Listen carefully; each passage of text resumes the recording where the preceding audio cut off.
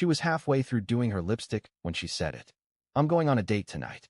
I was sitting on the edge of the bathtub, holding a bottle of anti-frizz conditioner like it was some kind of emotional support object. She said it so casually, so quietly, as if we'd discussed this already, as if this was normal. And me? I just blinked. Not because I didn't hear her, but because I did. She puckered at the mirror, smudged the edges with her finger, and tilted her head to admire the curve of her makeup. I swear I watched her fall in love with herself for 10 full seconds.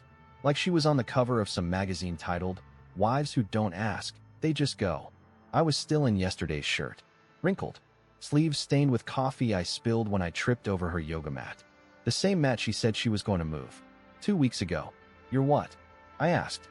My voice cracked. Pathetic. She didn't even look at me. Just unzipped the side of her dress and said, I told you. A date. And please don't make this a thing. I need this. You wouldn't understand. Wouldn't understand? This woman once cried because I bought the wrong scented trash bags. But now I wasn't allowed to have a reaction? I tried to speak again, but the words tangled. My mouth moved, but my brain was buffering like an old laptop. The only thing I managed was a dry chuckle, not because it was funny, but because my body didn't know what else to do. And then, just to be sure I was thoroughly destroyed, she added, You should probably use this time to reflect on what you've become. It's not attractive. Not attractive. Not even angry. Just bored with me. That's what this was. She was bored. She stepped past me, heels clicking like a metronome, counting down the end of whatever dignity I had left. And before she walked out the door, she paused, reached into her purse, and tossed me something. Her wedding ring. She didn't say a word, didn't look back, and all I could do was stare at it in my palm, still warm. The ring sat in my palm longer than it should have. I kept expecting it to burn me, or at least feel heavier, like it understood what it had just been used for. Instead, it was light, almost insulting in how ordinary it felt. I turned it over once, twice, then set it on the bathroom counter beside her lipstick, careful not to knock it over. I didn't want to make noise. I didn't want the house to think something important had happened. I sat there for a while after the door closed. No dramatic collapse. No shouting into pillows. Just me on cold tile, listening to the faint hum of the vent fan and wondering how someone could leave so cleanly while I felt like a mess someone forgot to mop up. My phone buzzed. Not from her. From the shared calendar reminder. Dinner. Something simple. She had created that reminder weeks ago. I stared at it until the screen dimmed. Then I did something that surprised even me. I cooked. Not for her. Not for comfort. I cooked because it was scheduled. Because the calendar said so. Because if I didn't follow at least one plan, I felt like I might float apart. I made pasta, the kind she liked with too much garlic. I plated it neatly, even sprinkled the fake Parmesan she hated, but used anyway. Then I sat at the table alone and ate slowly, like this was just another Thursday. Halfway through, my phone buzzed again. A message from her, finally. Please don't be dramatic. We'll talk later. Later. That word again. Always later with her. Later never came for the things that mattered. I didn't reply. Instead, I opened our shared cloud drive. I don't know why I did it at first. Maybe muscle memory. Maybe instinct. The folders were all there. Taxes, utilities, vacation ideas that never happened. And then I saw it. A folder I didn't recognize. Not hidden. Just ignored. Her name. And another one. I won't write his name. Not because I'm protecting him, but because saying it makes my chest feel tight, like I swallowed something sharp. Inside were screenshots. Messages. Photos that weren't explicit enough to be flagged, but intimate enough to make my ears ring. Coffee cups across tables. Reflections in windows. A hand that wasn't mine resting where mine used to be. This wasn't new. This wasn't impulsive. This was organized. My hand started shaking then. Not with rage. With humiliation. The kind that makes you feel small, like you've been performing in a play where everyone else got the script but you. I closed the laptop carefully, wiped the table, and put my plate in the sink. I even rinsed it. Then I picked up the ring. I didn't throw it away. I didn't hide it. I didn't put it back where it belonged. I placed it somewhere she would absolutely see the moment she walked in. Somewhere deliberate. Somewhere quiet. After that, I packed a single bag. Just enough to make a point, not enough to make a scene. I left the lights on. I left the thermostat where she liked it. I even left a note. Not angry, not pleading. Just one sentence. And when I closed the door behind me, I didn't feel strong. I felt hollow. I drove with no real destination. No dramatic movie score in the background. Just the steady hum of tires and that strange numbness that comes when your body's moving but your mind's nowhere near it. I didn't cry. I didn't scream. I didn't even think. It was like I had become an observer in my own life, watching some other version of me follow through with motions I barely felt anymore. I ended up at a rundown roadside motel 20 minutes outside of town. The kind of place where the carpets are stiff and the vending machine is always half broken. I checked in under my middle name and paid in cash. I didn't want a paper trail, not because I was hiding, but because I knew she'd start to panic once the silence settled in. And that's exactly what happened. It started around 10:34 p.m. My phone lit up from where I'd tossed it on the scratchy motel comforter. Her name. For messages. No preview. Just the number. Then two more. Then a missed call. I didn't touch it. At 11:06 p.m., she tried again. Can we please talk? Michael, please. I stared at the screen, waiting to feel something. Anger. Satisfaction. Vindication. But all I felt was the sting of knowing she had expected me to sit at home and wait. Maybe even apologize. Maybe grovel. I turned the phone off and left it on the table. It wasn't just that she had gone on a date. It was the way she announced it. Like it was a favor. Like I should thank her for giving me time to process my behavior. I started thinking back to all the small things, quiet revisions to our routines. Her turning her phone over on the table. Her going outside to take calls. Her coming home with perfume that wasn't hers and saying it was from the office samples. God, I wanted to punch something, but even my rage felt secondhand now. At 1:19 a.m., I turned my phone back on. 13 messages. 5 missed calls. 1 voicemail. I listened to it, lying on my side in the dark with the hum of a cheap mini fridge in the background. Her voice was trembling. Not crying. Not yet. But frantic. Trying not to sound guilty, but unraveling anyway. I don't know where you are, but this isn't funny. I need you to pick up. I don't feel safe. Please just let me know you're okay. This isn't like you. Exactly. It wasn't like me. And that's what scared her. Because Myra was used to control. She was used to having the last word, the last look, the final say in every conversation. But now she was in a cocktail dress with no audience. She was checking her phone in some stranger's passenger seat, realizing too late that she had no idea where I was, or who I might be when I came back. I waited until 2:03 a.m. before replying. Not a call, not a voice note, just a message. You should have said goodbye before you left. It would have hurt less. I didn't wait for a response. I turned the phone off again, crawled back into the lumpy bed, and stared at the ceiling fan as it turned in slow, unbothered circles. And somewhere out there, I knew she was staring at her own reflection, lipstick faded, ringless finger trembling, realizing this wasn't the story she thought she was writing. Not anymore. By the time I woke up the next morning, the world had changed. Not physically, obviously. The ceiling fan still spun like it had a hangover, and the cheap motel coffee still tasted like burnt cardboard, but I was different. There was a calmness inside me now, almost eerie, like the part of me that used to beg for her love had finally packed up and left. I turned my phone back on. 37 missed messages. 9 missed calls. For voicemails. She had spiraled overnight, just like I knew she would. But it wasn't guilt that was fueling her. It was panic. The kind of panic that sets in when a manipulator realizes their toy isn't where they left it. I scrolled through the messages. Michael, what is this? Where are you? Can you stop being immature? We need to talk. Please. You're scaring me. You can't just disappear like this. Fine. If you want to act like a child, go ahead. Then silence. For hours. At 11:18 a.m., one final text came in. I'm coming home. We're talking about this now. But I wasn't there. And when she opened that front door expecting me to be pacing, maybe sulking, maybe still half crying on the couch, she found nothing. No bag. No car. No Michael. Just the silence of the house she'd gutted of trust. And one small item sitting where she couldn't miss it, my toothbrush, broken in half, balanced neatly on her pillow. I pictured her standing in the doorway, looking around, confused, then angry, then scared. Not because she missed me. No, Myra didn't feel lost like normal people, but because the script was off. She was supposed to leave me, not the other way around. She wanted drama she could control, an argument she could win. But what she got instead was a blank page. She started calling mutual friends. I know because one of them, Ethan, texted me. Dude, she's blowing up my phone. What happened?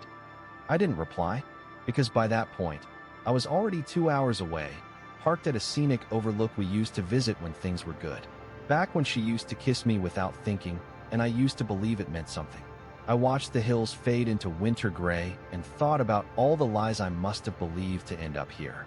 Then my phone rang again, a number I didn't recognize. I let it go to voicemail. When I played it, her voice was calm again. Fake calm, like someone rehearsing lines they didn't believe in. Hey, look, I know things got messy. I just want to talk. You don't need to run. I'm not the enemy here. Can we please meet? There's more you don't know. It wasn't what you think. There it was. The beginning of her rewrite. Now she wanted to talk. She wanted to be heard. After years of ignoring everything I said, she suddenly needed to explain something. But I wasn't buying it. Because that cloud folder I found, it wasn't just messages. It had video. One shaky clip. One moment captured by accident. And that moment, it changed everything I thought I knew about what she was really capable of. It took me a long time to open that video. I had seen the folder. I had seen the name of the file. Just a date, no context. But something inside me resisted pressing play. Like a part of me already knew what was in it. And once I saw it, I'd never be able to go back. But I did. I sat on that old wooden bench overlooking the foggy hills, plugged in my earbuds like I was about to watch a movie, and pressed play. The video wasn't long. Maybe 30 seconds. It was shaky, like someone bumped their phone camera on by mistake. There was a bit of muffled laughter. Then a voice. His voice. I'd never heard it before, but the way he said her name made my stomach drop. It wasn't just casual. It was familiar. He called her baby, and then she appeared in frame. It was her. Myra. In that same black dress she wore the night she told me she was going on a date.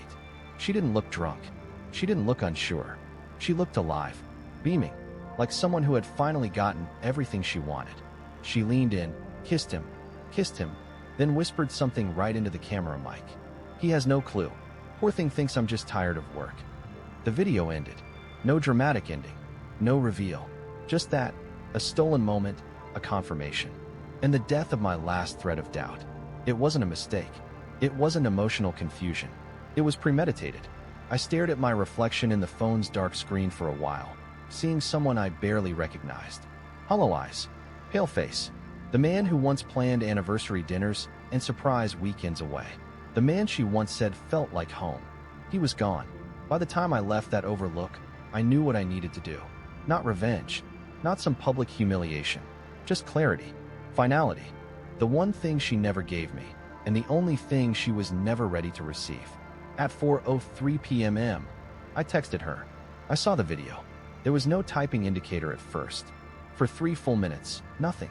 Then suddenly, what video? I didn't answer. 5 minutes later, Michael, what video are you talking about?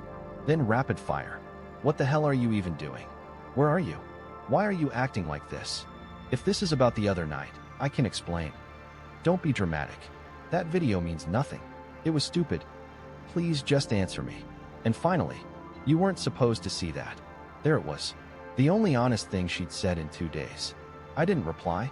Instead, I screenshotted the message. Not to share. Not to post. Just to save. As proof that I wasn't crazy. That it wasn't in my head.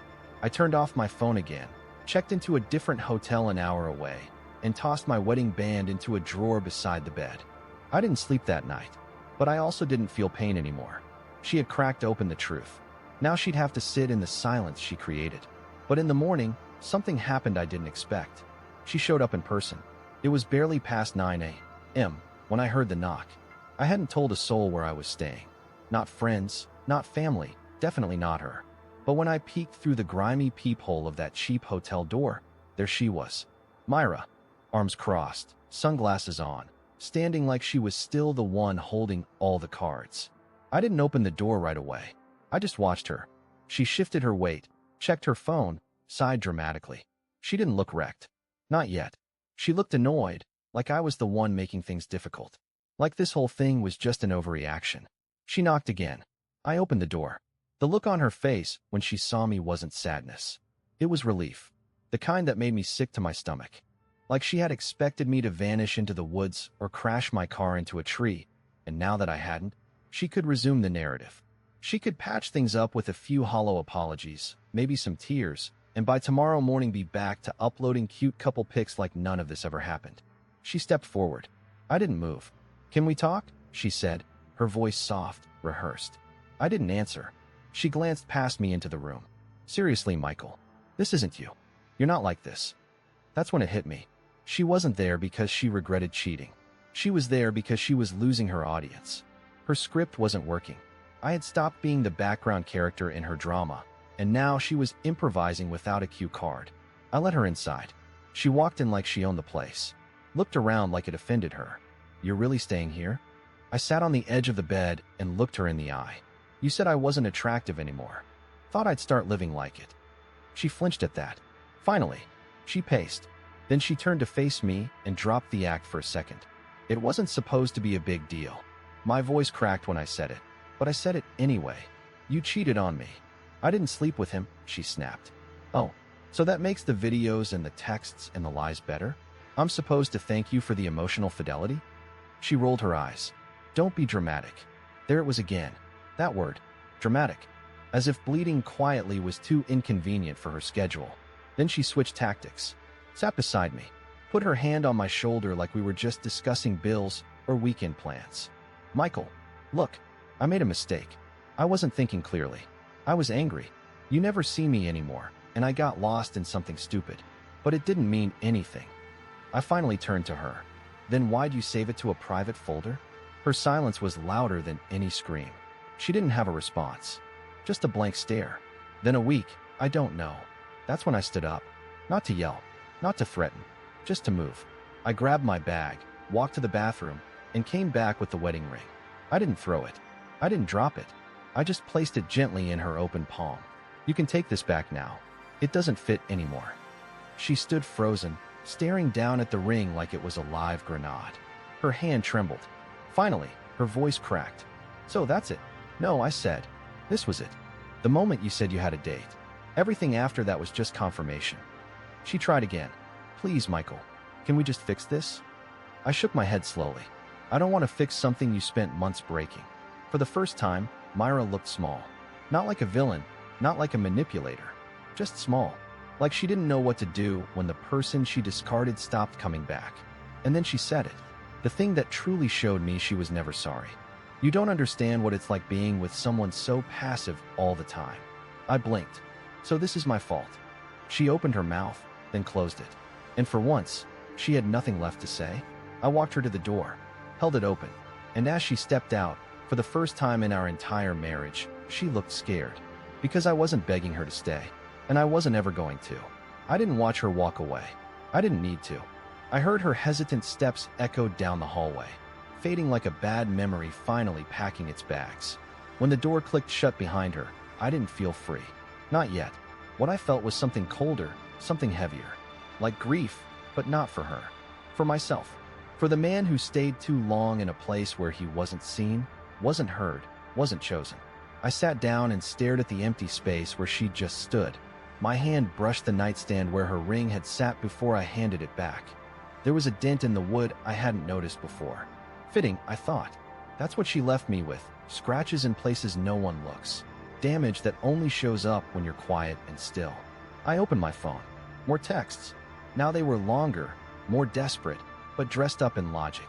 Like if she used the right combination of words, she could undo everything. "We can go to therapy. You're not innocent either. You've changed too. I just didn't feel special anymore." Don't throw away years over a mistake. There was one that made me laugh, a sad kind of laugh. "You know I never stopped loving you, right?" I didn't respond to any of them. Instead, I opened the Notes app and started writing something I never thought I'd write. Closure. Not for her. For me. I wrote every lie I'd ignored. Every moment I bit my tongue instead of defending myself. Every night she came home late and made me feel needy for wondering where she was. I wrote it all, not to publish it, not to send it, just to let it live somewhere other than my chest. By the time I finished, the sun had shifted and the cheap curtains glowed with that dusty late afternoon light that always made me feel like a kid again, before love became something you had to constantly earn. Then my phone buzzed again. Not her this time. It was Ethan. "I think you should see this. Just check her socials." I hadn't thought to look. Honestly, I hadn't cared. But curiosity is a strange thing. It knocks even when you've locked every door. I pulled up her page, and there it was. A photo. A blurry, poorly lit picture of a wine glass and a shadowy corner of a restaurant table. The caption read, "Some things are worth fighting for, broken heart." The comments were full of sympathy. People who didn't know the truth, who only saw a woman hurting, not the one who'd caused the fracture. "Stay strong," they said. "He'll come around. Love is messy but real." One comment stood out, from a woman I didn't recognize. "He was never good enough for you anyway." I stared at it for a long time. Then I finally posted my first public comment in years. Just one sentence. "He was good enough." Until she decided someone else was more exciting. No swearing, no exposure, no details, just the truth. Quiet, precise, and final. Within 5 minutes, the post was gone. She deleted it. That's when I knew it was over. Not because she'd given up, but because I had stopped feeding the illusion. She wasn't heartbroken. She was embarrassed. Her narrative had holes she couldn't plug anymore. And I was no longer the man who stayed quiet to keep the peace. That version of me was dead. And in his place stood someone she never expected. A man who no longer needed her permission to walk away. The next morning, I checked out of the hotel without saying a word to anyone. I left the key on the counter, walked past the cracked vending machine, and stepped outside into a crisp, cold sunrise that didn't feel like punishment anymore. For the first time in years, I didn't have to check my phone, didn't have to measure my steps by someone else's silence, didn't have to tiptoe around moods I never caused. I got in the car and just drove. No destination, no need for one. I stopped when I saw a small diner off the highway. A place with foggy windows and chipped booths, the kind of spot where no one knows your name and no one cares. I sat in the corner, ordered burnt coffee and eggs I didn't really want, and just watched the morning happen around me. Across from me was an older couple. They didn't say much, just passed the sugar back and forth, held hands without looking at each other. It wasn't flashy. It wasn't romantic in the movie sense. But it was real, solid. I didn't envy them. I just quietly promised myself that the next time I gave my heart away, it would be to someone who actually wanted to hold it. I spent the next few weeks clearing out what was left of our shared life. I moved out of the house, sold off the furniture she picked, but never really cared for. I found a small apartment downtown with ugly beige carpet and a strange leak near the kitchen light. And I loved it, because it was mine. Every dent, every creak, every squeaky drawer, mine. One day, I got a letter. A real one. Handwritten. From her. No return address. Just a page and a half of regrets that never said, "I'm sorry." Just a bunch of explanations dressed up to sound like accountability. The last line read, "I don't think you'll ever understand how hard it was for me too." I folded it carefully, slid it into a drawer I never opened, and never read it again. Instead, I focused on building a life that didn't revolve around being tolerated. I reconnected with people I'd pulled away from during the marriage. I started volunteering on weekends. I even joined a community hiking group, which sounds ridiculous considering I used to get winded walking upstairs, but somehow it helped. I breathed more, laughed more, slept without bracing for impact. And then one day, months later, at a small local bookstore, I met someone. Not in some grand, movie scene way. She was in the checkout line ahead of me, arguing with the cashier about whether a poetry book was mispriced. She had no makeup, frizzy hair, and a bag full of used paperbacks. But she smiled at me like I wasn't invisible. We talked, slowly, carefully, like two people who knew what it felt like to be broken but weren't afraid to try again. We're not rushing anything. We're not pretending we're fine all the time. But she listens when I speak. And when I told her my story, not all of it, just enough, she didn't flinch. She said, "That wasn't love, but this might be. I don't know what comes next, but I do know this.